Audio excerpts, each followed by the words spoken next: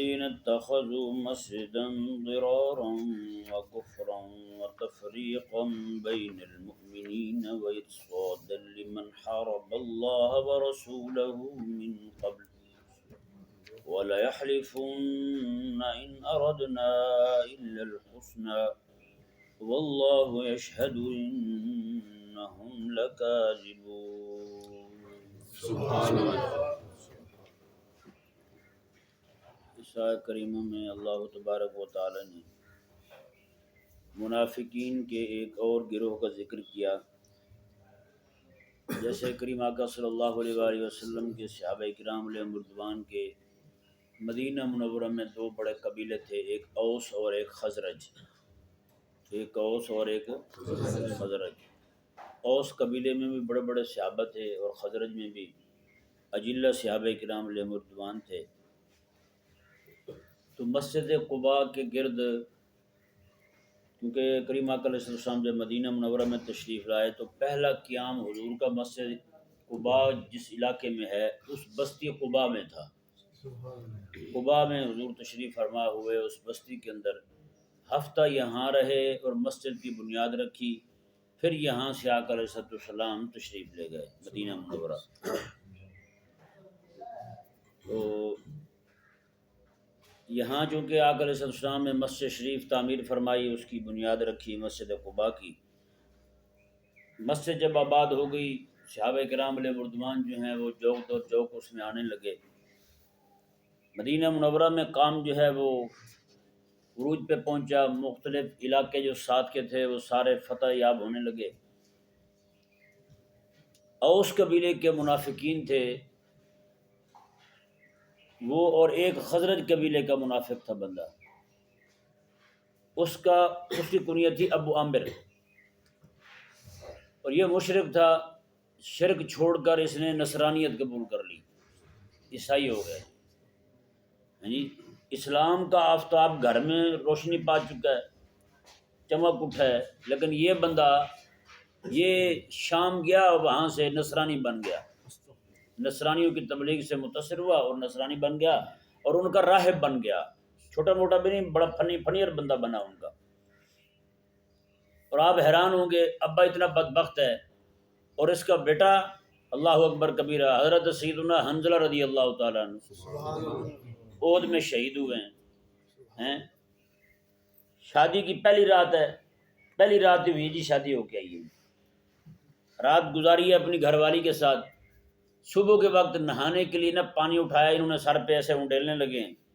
باہر حضرت بلال رضی اللہ تعالیٰ عنہ نے آواز دی ہے جی کہ آقا علیہ السلام یاد فرما رہے ہیں جہاد کے لیے. یہ وہیں سے احد چلے گئے، وہیں شہید ہو گئے. باقی جو شہداء ہیں ان کے جسم مل گئے، ان کا نہیں مل رہا. جی تھوڑی دیر میں کیا دیکھتے ہیں، حضور کے سارے صحابہ نے ملاحظہ کیا جو وہاں موجود تھے، دیکھ رہے تھے کہ آسمان سے ان کا جنازہ نیچے آ رہا ہے اور جسم ان کا تر بتر ہے پانی کے ساتھ. پانی کے قطرے ان کے جسم سے ٹپک رہے ہیں. کریم آقا علیہ السلام نے جب پتہ کروایا ان کے گھر والوں سے تو انہوں نے کہا کہ ان پہ غسل ضروری تھا. یہ بغیر غسل کیے ہی انہوں نے کہا کہ غلبہ دین کی تحریک ہے، اس میں قضا نہیں ہونی چاہیے، باقی کام سارے بعد میں ہوتے رہیں گے. ایک رات کی شادی چھوڑ کے یہ جہاد کے لیے روانہ ہو گئے. ایک رات کی شادی. یہ حضرت حنظلہ رضی اللہ تعالیٰ عنہ ان کا نام ہی پڑ گیا غسیل الملائکہ. ہیں جی غسیل وہ بندہ جس کو ملائکہ نے غسل دیا ہو، جس کو فرشتوں نے غسل دیا ہو. دیکھ رہے ہیں جی مجاہد کی شان کیا ہے، جس کو فرشتے غسل دینے کے لیے آ جائیں اور لے جائیں. کہاں جا کے غسل دیا ہوگا انہوں نے، فرشتوں نے انہیں. اللہ اکبر کبیرہ. تو ابا جو ہے وہ خزرج قبیلے کا اور منافق پرلے درجے کا جی، کیونکہ راہب بن گیا تھا تو منافقین کے ساتھ اس کی بڑی ساز باز تھی. اس نے ان کو کہا کہ ہمارے لیے ایک اڈا ہونا چاہیے جہاں ہم بیٹھیں اکٹھے ہو کے، ہم مسلمانوں کے خلاف مشورہ کیا کریں اور امام الانبیاء کے خلاف مشورہ کیا کریں. جی وہ انتظامیہ ساری جمع ہو گئی مسجد بنانے کے لیے، انہوں نے حامی بھری. انہوں نے کہا کوئی اڈا ہونا چاہیے اور اڈا بھی ایسا ہونا چاہیے کہ لوگ شک بھی نہ کریں ہم پر، کیونکہ ایک اسلامی معاشرہ قائم ہو چکا تھا، اسلامی تہذیب جو ہے وہ بپا ہو چکی تھی.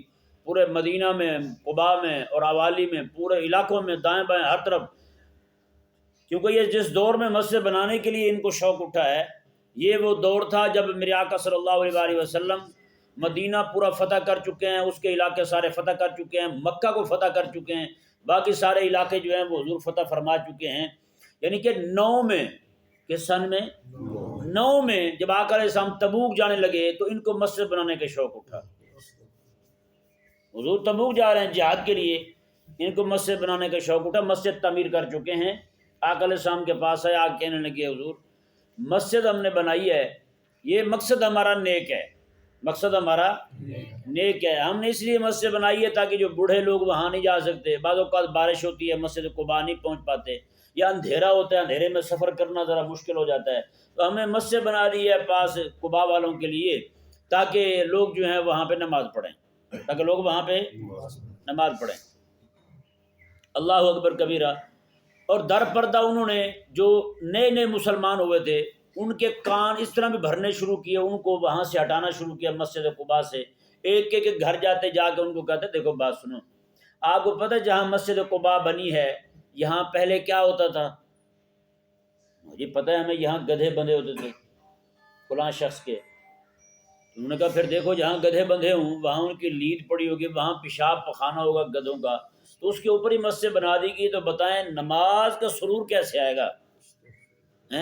نماز جو ہے آپ پڑھیں گے بھی صحیح، جہاں گدھوں نے پیشاب کر رکھا ہو، لید کر رکھی ہے گدھوں نے، تو وہاں نماز پڑھیں گے تو نماز میں کیف تو نہیں آ سکتا بھائی آپ کو، اس کے لیے تو جگہ کا پاک ہونا ضروری ہے. تو آپ جہاں نمازیں پڑھ رہے ہیں وہاں تو نیچے گدھے کا لید پڑا ہوا، نعوذ باللہ من ذالک. یہ اپنی تئیں وہ یہ کہتے تھے کہ ہم تو بھی بڑے تقوی والے ہیں، لہٰذا یہ مسلمان جو ہیں حضور کے صحابہ ان کی نمازیں ایسی ہیں، خواہ مخواہ نمازیں ہیں، ان کی نمازوں میں کوئی وقت نہیں. اللہ اکبر کبیرہ. اب انہوں نے کریم آقا صلی اللہ علیہ وآلہ وسلم کے سفر اختیار کرتے ہوئے تبوک کی طرف حضور جا رہے ہیں، یہ آئے اور آ کر کے آقا علیہ السلام کو کہنے لگے کہ حضور آئیں افتتاح کر دیں. مطلب ان کا یہ تھا کہ آپ آئیں اور نماز پڑھ لیں. حضور 2 رکعت نماز پڑھ لیں گے تو ان کے لیے ایک جواز متحقق ہو جائے گا، بھائی دیکھو یہ بھی وہ بھی مسجد ہے، یہ بھی مسجد ہے، وہاں بھی رسول اللہ علیہ السلام نے نماز پڑھی ہے، یہاں بھی آقا علیہ السلام نے نماز پڑھی ہے، وہاں پڑھنے میں حرج نہیں ہے تو یہاں پڑھنے میں کون سا حرج ہے؟ جی یہ انہوں نے کہا کریم آقا صلی اللہ علیہ وآلہ وسلم کو. آقا علیہ السلام نے ارشاد فرمایا اللہ اکبر کبیرہ. ترجیح دیکھیں امام الانبیاء نے کیسے قائم فرمائی. سبحان اللہ. بظاہر تو یہی کہہ رہے تھے نا جی ہم مسجد بنا رہے ہیں اللہ تعالیٰ کے نام کی، تو لوگ جو ہیں وہ ان کو ذرا قریب پڑ جائے گا، اس لیے آپ جو ہے تشریف لے آئیں. اللہ اکبر. میرے آقا علیہ السلام نے فرمایا ابھی میں جا رہا ہوں جہاد کے لیے.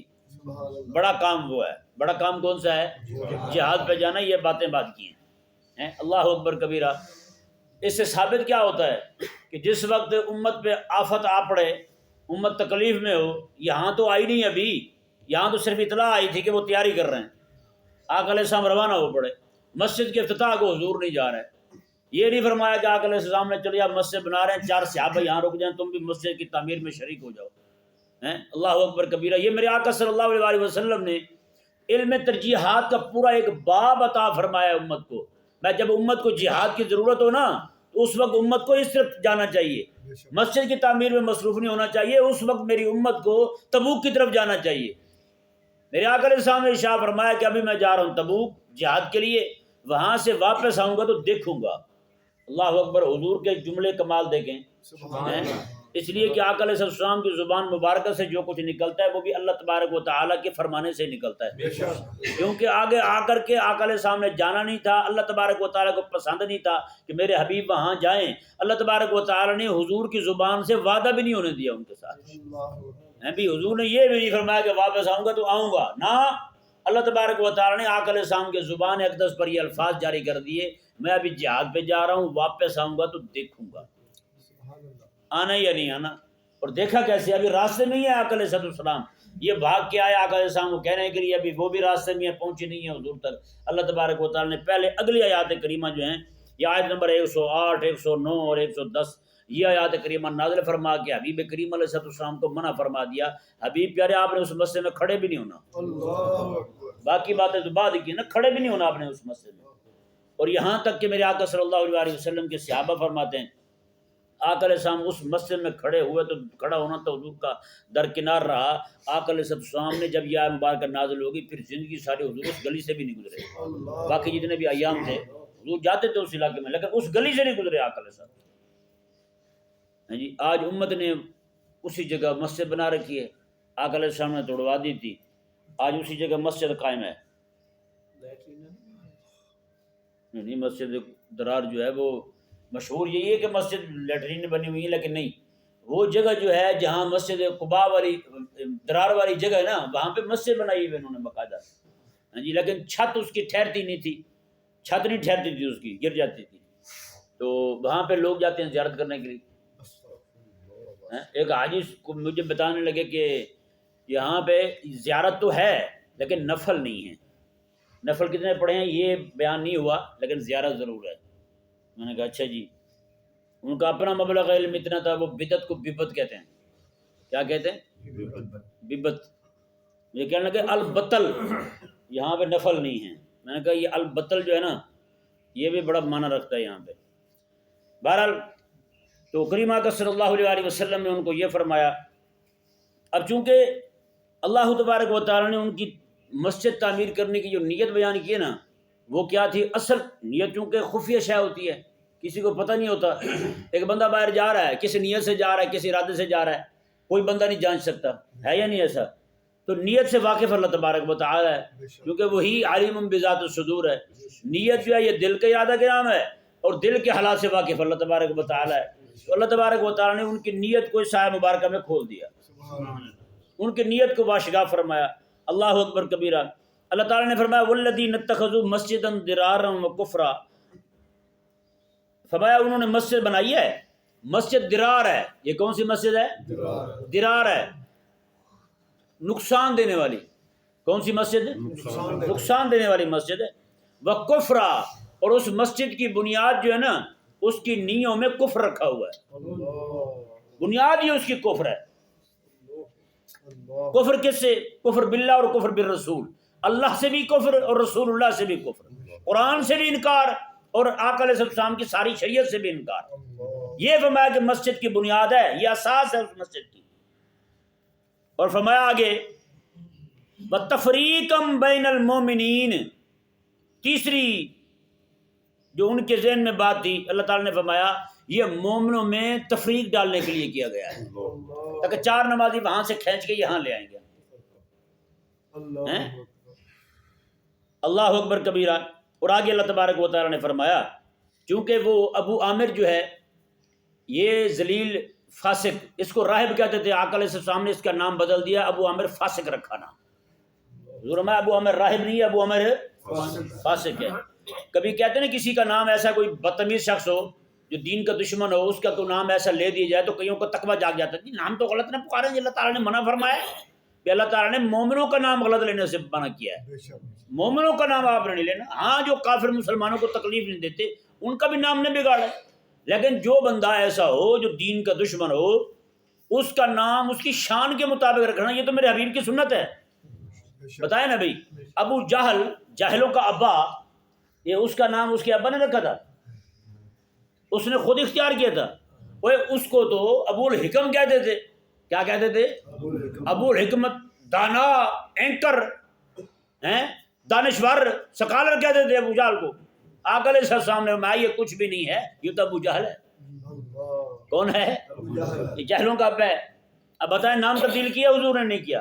نام اس کا ابو الحکم ہے. آقا علیہ السلام نے فرمایا یہ دانا تو تب ہوتا جب اللہ تبارک و تعالیٰ کی شریعت کو قبول کرتا, جب رب تعالیٰ کی شریعت سے ٹکر لے چکا ہے.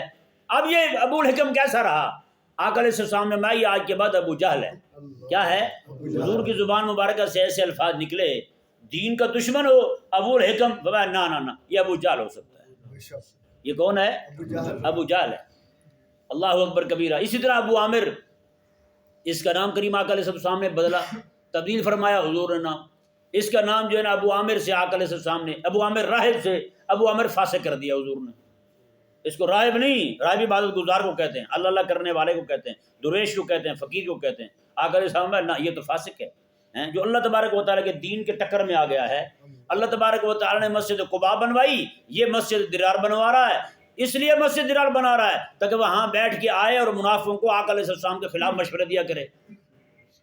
اور مسجد بنائی اس نے، ان کو کہا کہ تم مسجد بناؤ، میں ملک شام جا رہا ہوں، نصرانیوں سے جا کے بات کرتا ہوں، رومیوں سے جا کے بات کرتا ہوں، اور ان سے لشکر لے کے آتا ہوں، مدینے پہ آ کے حملہ کرتے ہیں اور پورے مدینے کو ختم کر کے رکھ دیتے ہیں ہم.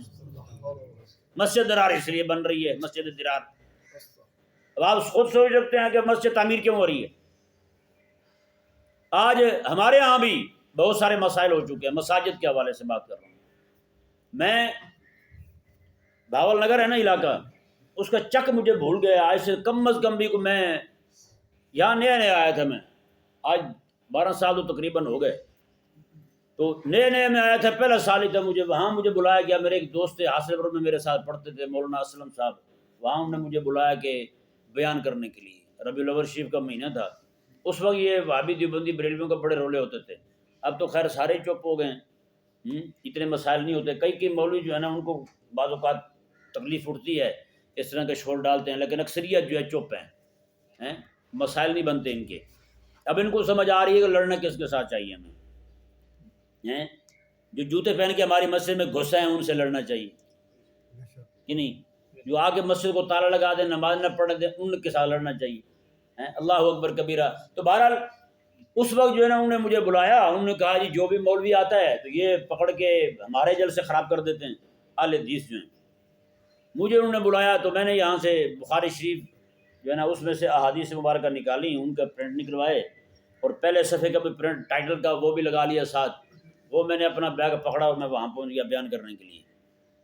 وہاں آپ یہ دیکھیں کہ مثال کے طور پر 100 بندے ہوں گے نا، مثال دے رہا ہوں، ویسے بندے زیادہ تھے، 100 بندے ہوں گے نا، 25 ان میں سنی تھے اور باقی 75 جو ہیں وہ سارے اہل حدیث تھے. زیادہ تعداد ان کی بیٹھی ہوئی تھی. تو میں نے بیٹھ کے یہی کہا، میں نے کہا جی میں تو بخاری پڑھ رہا ہوں آپ کے سامنے، کسی کو کوئی مسئلہ ہو تو اپنے گھر سے بخاری لے آئے، دونوں کا بیٹھ کے موازنہ کر لے. جو میں کہہ رہا ہوں وہ ٹھیک ہے، جو آپ کے پاس ہے یہ وہی چیز ہے. اگر الگ الگ ہے تو پھر ٹھیک ہے.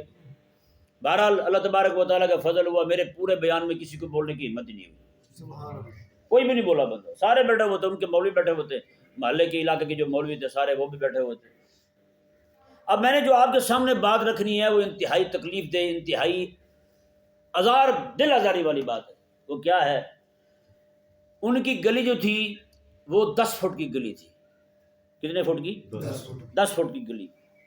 اور دونوں اس گلی کے اس طرف جو ہے آگے مسجد اہل حدیث کی تھی، دوسری طرف مسجد بریلویوں کی تھی. بالکل صرف گلی کا فاصلہ 10 فٹ کا. دونوں کا دروازہ آمنے سامنے کھلتا ہے. ان کا دروازہ کھلتا ہے تو سامنے کھڑے ہو کے ان کا وضو خانہ دکھائی دیتا ہے، وہ ادھر کھڑے ہو کے دیکھے دروازہ کھلا ہو تو ان کا وضو خانہ دکھائی دیتا ہے. بالکل آمنے سامنے جناب.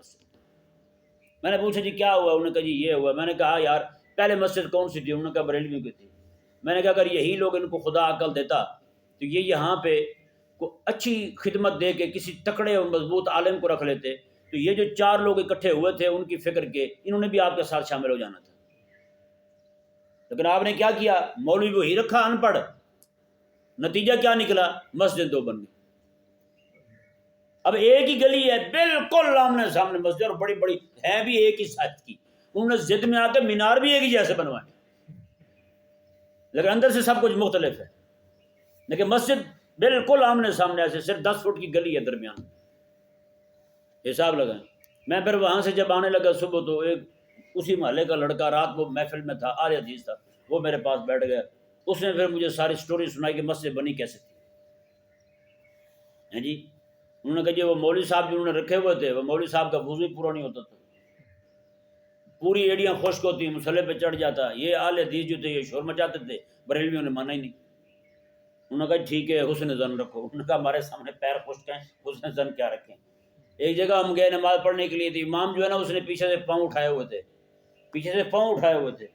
میں نے ان کو گزارش کی، میں نے کہا امام صاحب کو پہلے کہا، میں نے کہا حضور آپ ذرا پاؤں ذرا نیچے لگایا کریں. اگر 2 انگوٹھے جو ہے نا ان کا لگانا فرض ہے، ان کا پیٹ لگانا، یہ نہیں کہ اوپر سے اس طرح لگا دی جائے، ان کا پیٹ لگانا زمین پر یہ فرض ہے. باقی 2 انگلیاں ان کا نیچے پیٹ لگنا یہ واجب ہے، باقی آگے سنت ہے. پھر آخری چھوٹی انگلی جو اس کا آگے پیٹ لگنا یہ مستحب ہے. یہ الگ الگ حکم ہے ان ساری انگلیوں کا. جب میں نے کہا تو وہ آگے سے بڑا دنا بندہ تھا، وہ کہنے لگا حضرت حسن زن رکھا کریں. میں نے کہا میرے سامنے پاؤں اٹھائے ہوئے ہیں، حسن زن کتنا رکھیں؟ میں نے کہا پھر ان کو کہیں کہ بغیر لباس کے نماز پڑھ لے کریں، ہم حسن زن رکھیں گے. کہ نہیں سمجھ آئی؟ یار کچھ تو بندہ خدا کا خوف کرے. اس طرح کے جتنے بھی لوگ ہیں نا ان کے دشمن بھی کام ہوتے ہیں، نہ خود نماز پڑھنی آئے گی صحیح طرح، نہ کسی کو اور کچھ کریں گے. کانے میں پڑھتا تھا، ابھی پہلا سال ہی تھا، میں وہاں گیا مسجد میں ایک میں نماز پڑھنے کے لیے. امام جو ہے نا امام، وہ ایسے پیچھے منہ کر کے کھڑا ہوا ہے، پیچھے دیکھ رہا تھا بندوں کو جیسے دیکھتے ہیں پیچھے امام سب سیدھی ہو گئی ہے. یہی پکڑا کہتا اللہ اکبر، منہ ادھر ہی ہے پیچھے بھی، اللہ اکبر، ہاتھ باندھ لیے، بعد میں منہ سیدھا کیا. بتا، ہاتھ باندھ لیے اس نے، منہ پیچھے ہی ہے، اللہ اکبر بھی کہہ لیا، تکبیر تحریمہ ہو گئی ہے، ہاتھ باندھ چکا ہے. کیا نماز پڑھائے گا؟ میں نے پوچھا کتنے عرصے سے حضور امام ہے آپ کے یہاں، امام اہل سنت بنے ہوئے ہیں؟ انہوں نے کہا جی ان کو تو 15-20 سال ہو گئے، ہمارے دادا بھی انہیں کے پیچھے نماز پڑھتے ہوئے فوت ہوئے. میں نے کہا ان کو جنت سے کوئی نہیں روک سکتا. حساب لگائیں نا یار، نمازیں ہی ہماری درست نہیں ہے. دشمن ہم اسی کے بنیں گے جو دین حق کی بات کرنے والا ہو. تو جس کو بھی دیکھیں اس کے اندر بھی پھولے جل رہے ہوں گے، وہ بھی یار مولوی صحیح نہیں ہے ہمارا، مولوی باتیں کرتا ہے، مولوی تو فلانی جماعت کو پیٹ دیتے ہیں، فلانی جماعت کو گھسیٹ دیتے ہیں. اچھا پھر یہ جہاں تک بات جو ہے نا یہ رفع دین یا رد میں رفع کی تھی، تو وہاں پہ پھر بھی سارے اکٹھے تھے، وہاں پہ اتنا مسئلہ نہیں تھا. آج بھی آپ شیخ الامام عبدالقادر الجیلانی رضی اللہ تعالیٰ عنہ کے مزار پہ چلے جائیں، وہاں امام رفع دین کرنے والا ہے. حضور غوث پاک کے مزار کا جو امام ہے وہ رفع دین کرتا ہے. اس کے پیچھے سارے یہاں کے بریلوی جاتے نماز نہیں پڑھتے. تو اسے ثابت ہوا کہ مسئلہ رفع دین کا نہیں ہے. رفع دین کا اگر مسئلہ ہو تو امام تو رفع دین کر رہا ہے، پیچھے نہیں کر رہے سارے بریلوی کھڑے ہو. امام جو ہے اونچی آمین کہتا ہے، باقی سارے وہاں کے جو ہیں وہ سارے اونچی آمین کہتے ہیں، بریلوی جا کے وہ اونچی آمین نہیں کہتے لیکن نماز پڑھتے ہیں اس کے پیچھے. اور اس سے بھی بڑی بات، حضرت سیدنا امام اعظم ابو حنیفہ رضی اللہ عنہ، میرے اور آپ کے امام، سبحان اللہ، آپ کے مزار پہ جو امام ہیں وہ بھی رفع دین کرتے ہیں، وہ بھی رفع دین کرتے ہیں، اونچی آمین کہنے والے لوگ. تو بتائیں ان کے پیچھے کھڑے ہو کے ہمارے لوگ نماز نہیں پڑھتے ہیں؟ ان کے پیچھے سارے نمازیں پڑھتے ہیں. اور ایک حیران کن بات اور بھی بتاؤں، وہاں حضرت امام اعظم ابو حنیفہ کا مزار ہو یا حضرت غوث پاک کا مزار ہو، ان کے نزدیک دف بجانا جو ہے نا یہ ثواب کا کام ہے، دف بجانا جائز سمجھتے ہیں. ایک دم گھبرانا نہیں ہے، وہ ایک ہی ہو گیا، ذرا ٹھنڈے ہو کے پوری بات سننی ہے. وہاں دف بجاتے ہیں مسجد میں، جیسے ہم نماز کے بعد ذکر کرتے ہیں نا زور زور سے، ایسے ہی وہاں نماز جیسے ختم ہوگی امام حضرت غوث پاک کے مزار پہ نماز ختم ہوگی، نماز کے بعد نہ وہ دفلی پڑی ہوگی ساتھ ہی امام کے پاس، وہ وہاں سے اٹھائیں گے اور اس کو بجاتے ہوئے اذکار کرتے ہوئے اور کلمات کچھ جو ہے نا حضرت شیخ کی مدح کے وہ پڑھتے ہوئے جناب آپ کے مزار پہ جائیں گے، وہیں جا کے پھر دعا کریں گے. اب جب میں گیا تو وہاں پہ یہاں کے پاکستان کے اپنے جو اپنے آپ کو بڑا بڑا کٹر قسم کا کہتے ہیں، وہ بھی جناب مسجد میں دھمال ڈال رہے تھے اور دف بجائی جا رہی تھی. میں نے کہا ان سے اگر پاکستان میں پوچھ رہے انہوں نے کہا حرام حرام جہنم لے جانے والا کام. صحیح کہہ رہا ہوں، مذاق نہیں کر رہا ہوں. اچھا وہاں ہوا یہ کہ اب بھائی میں تو ہمارا جس نظریے سے تعلق ہے امام محمد رضا رحمہ اللہ کے ماننے والے ہیں، تو مسجد میں دف بج رہا تھا، مجھے تو ظاہری بات تکلیف ہوئی تھی، سیدھی بات کہہ رہا ہوں. مسجد میں دف بج رہا تھا اور کچھ تھوڑی آواز نہیں تھی، ایسے لگتا تھا قسم خدا کی، مجھے تو ایسے لگتا جیسے چھاتی نیچے آ پڑے گی، اتنی زور سے آواز. اور یہ نہیں کہ دف اکیلا بجا رہے تھے، دف بھی سپیکر کے سامنے ساؤنڈ کے سامنے رکھ کے اور زور سے کوٹ رہے ہیں. اور ہمارے یہاں کے مولوی بڑی بڑی داڑھیاں اور دھمال ڈال رہے ہیں. اور میں نے کہا میں کدھر جاؤں بھائی، میں محراب ہے نا حضرت شیخ کی مسجد کا، حضرت غوث پاک کی مسجد کا، اس محراب میں جا کے چادر، سردیوں کا سخت موسم تھا، چادر میں نے ایسے لپیٹی ہوئی اکیلا بیٹھ کے وہاں پہ اپنی تلاوت کرنے لگا. ایک مولوی صاحب جو ہیں ان کا تقویٰ جاگا میرے پاس آئے، کراچی کے تھے، وہ کہنے لگے حضرت یہ حرام نہیں ہے. میں کہ یار میں کر رہا ہوں. کہتا ہے نہیں. میں نے کہا جو کر رہے ہیں ان کو سمجھاؤ یار. میں نے کہا دفلی لگے گی سر میں آپ کے ہیں، ان کو کہو نا یا جو کر رہے ہیں مجھے یہاں کے سمجھا رہے ہیں، بھائی میں تو شریک بھی نہیں ہوں ان کے ساتھ. اللہ اکبر کبیرہ. تو بہرحال میں یہ عرض کر رہا تھا مسئلہ جو ہے وہ رفع دین کا نہیں ہے، مسئلہ کسی اور شے کا ہے. تو جس چیز کی وجہ سے سارا معاملہ ہو رہا ہے بھئی اس کو دیکھیں آپ، کہیں یہ نہ ہو کہ آپ اللہ تبارک و تعالی نے جو 3 چیزیں، چوتھی چیز بھی آگے آ رہی ہے، وہ بہت بڑی ہے۔ اللہ تعالیٰ میں وَإِرْصَادًا لِمَنْ حَارَبَ اللَّهَ وَرَسُولَهُ، تو میں یہ اس لیے اڈا بنا رہے ہیں عبادت کا نام دے کر کے، تاکہ اللہ اور اس کے رسول کا دشمن تیار ہو، وہاں پر اللہ رسول کا دشمن تیار ہو۔ بتائیں، یہ تفریق ہو گئی۔ پھر مساجد جناب الگ الگ بننے لگی، دیوبندیوں کی الگ، بریلویوں کی الگ، پھر وہابیوں کی الگ، یہ مسجد الگ الگ ہونے لگی۔ پھر ایک مسجد کے بندے کی نماز دوسری مسجد کے پیچھے نہیں ہوتی ہے یا نہیں؟ ایک مسجد والے دوسری مسجد میں نماز نہیں پڑھتے، کوئی دوسرا کسی کی مسجد میں گھسا ہے، اس کو اٹھا کے ایسے مارتے ہیں اس کو جیسے سور بڑا ہے وہ مسجد میں۔ ہاں تو بھائی اچھا، پھر آگے کام بڑھا، آگے پھر جیسے یہ جمہوری جماعتیں جو ہیں یہ بنی، تو ان کے نام پہ مسجدیں بننے لگی، یہ فلانی مسجد، یہ فلانی مسجد۔ آپ جا دیکھ لیں، ایک اسی پچھلے سال، یہ پچھلے سال جو گزرا اس مسجد میں، گجرات کے علاقے میں ایک مسجد میں امام صاحب نے بات کر دی پی ٹی آئی کے خلاف، انہوں نے ممبر پہ بیٹھے ہوئے امام کو پیٹ دیا۔ انہوں نے کہا بھی ہم پی ٹی آئی کے ہیں، پی ٹی آئی کی مسجد میں آپ جو ہیں انتظامیہ ساری پی ٹی آئی کی، انہوں نے کہا پی ٹی آئی کی مسجد میں آپ جو ہے نا وہ پی ٹی آئی کے خلاف بولیں، ایسا تو نہیں ہو سکتا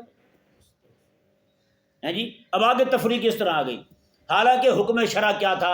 ہمارے احناف کی تمام کتابوں میں یہ مسئلہ لکھا ہوا ہے، جمعہ کی نماز جو ہے نا شہر میں ایک جگہ ہو، عید کی نماز بھی شہر میں ایک جگہ ہو، عید والے دن بھی سارے مسلمان اس علاقے کے ایک ہی جگہ جمع ہوں، جمعے والے دن بھی سارے علاقے کے مسلمان ایک ہی جگہ جمع ہوں۔ آج ہر گلی میں جمع ہو رہا ہے، ہر گلی میں جمع ہو رہا ہے۔ آقا علیہ السلام کی سنت مبارکہ، مدینہ بڑھتا گیا، پہلے چھوٹا سا تھا، اب علاقے بڑھ گئے، ظاہری بات ہے عوالی میں اوپر کے سارے علاقے جو ہیں، اور سارے علاقے کے لوگ جو ہے نا مسجد نبوی شریف میں آ رہے ہیں، اور آقا علیہ جمعہ کے دن، عید کے دن آقا علیہ السلام جو ہیں، آپ نے عید کی نماز جو ہے وہ شہر سے باہر جا کے قائم کروانی شروع کی، شہر سے باہر آقا علیہ السلام عید کی نماز پڑھا دیتے تاکہ میدان جو ہے وہ کھلا ڈلا ہو، وہاں پہ لوگ سما جائیں۔ یہ کریم آقا علیہ السلام کا طریقہ تھا، اور یہی حضور نے اپنی امت کو تعلیم فرمایا ہے۔ لیکن آج جو ہے نا ایک ایک مسجد میں 3 جمعے ہو رہے ہیں، ایک ایک علاقے میں 3 جمعے ہو رہے ہیں۔ ہمارے ہی محلے کو دیکھ لیں، کتنا محلہ ہے، چھوٹا سا محلہ ہے ہمارا، ہمارے اس مسجد کی 3 طرفیں جو ہیں وہ تو ساری ہسپتال نکل گیا اس کو، ہے یہ نہیں؟ اور یہاں پہ ہمارا الگ جمعہ ہو رہا ہے، 7 مسجد ہے، وہاں پہ الگ ہو رہا ہے، 5 مسجد ہے، کوئی مسجد ایسی ہے جہاں پہ جمعہ نہ ہو رہا، پتہ نہیں۔ تو یہ بھی مسلمانوں کی اجتماعیت کو کمزور کرنے والی بات ہے۔ ہاں جی، مسلکوں کے نام پہ لڑائی ہے، پھر تحریکوں کے نام پہ لڑائی ہے، پھر ایک ہی مذہب کے مولوی دوسرے مذہب کے مولوی کے پیچھے نماز نہیں پڑھتے۔ دیوبندیوں میں دیکھ لیں 2 فرقے ہیں، مماتی ہیں اور حیاتی ہیں، حیاتی مماتیوں کے پیچھے نہیں پڑھتے، مماتی حیاتیوں کے پیچھے نہیں پڑھتے۔ بریلویوں میں دیکھ لیں، یہاں پہ 1900 گروہ بنے ہوئے ہیں، ایک پیر کے، یہاں پہ پیر کے نام پہ مسلک ہے، ایک پیر کا ماننے والا دوسرے پیر کے مقتدی کے پیچھے نماز نہیں پڑھتا، امام کے پیچھے نماز نہیں پڑھتا۔ اور اسی طرح وہابیوں میں دیکھ لیں، ان میں بھی 100 فرقے بن چکے ہیں اب، وہ بھی سارے ایک دوسرے کے پیچھے نماز نہیں پڑھتے۔ تو بھئی یہ جو ہے نا ہمارے بزرگوں نے لکھا ہے، ایک مسجد پہلے سے قائم ہو، وہاں پر اس مسجد کو نقصان دینے کے لیے دوسری مسجد بنائی جائے، تو وہ مسجد بھی مسجد درار ہے۔ وہ کون سی مسجد ہے؟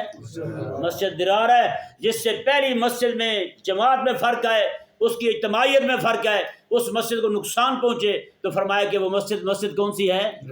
مسجد درار ہے، جس کے گرانے کا حکم میرے آقا علیہ السلام نے دیا، بلکہ رب تبارک و تعالی نے عطا فرمایا۔ بہرحال اس پہ گفتگو کل کریں گے انشاءاللہ۔ اللہ تبارک و تعالی نے ارشاد فرمایا، جی دیکھیں، والذین اتخذوا مسجدا ضرارا، وہ لوگ جنہوں نے مسجد بنائی نقصان دینے کے لیے، وکفرا، اور اس کی بنیاد کفر پر رکھی، وتفریقا بین المؤمنین، مومنوں کے درمیان تفریق ڈالنے کے لیے رکھی، وارصادا لمن حارب اللہ ورسولہ من قبل، اور انہوں نے اللہ اور اس کے رسول کے خلاف جنگ کرنے کے لیے اپنے لشکر تیار کرنے کے لیے رکھی۔ اللہ تعالیٰ نے وَلَيَحْلِفُنَّ إِنْ أَرَدْنَا إِلَّا الْحُسْنَى، حبیب آپ کے پاس آ کر قسمیں کھائیں گے، ہمارا ارادہ نیکی کا ہے حضور، ہم تو خیر خواہ ہیں، واللہ یشہد انہم لکاذبون، اللہ نے فرمایا حبیب پیارے، اللہ گواہی دیتا ہے یہ سارے جھوٹے ہیں۔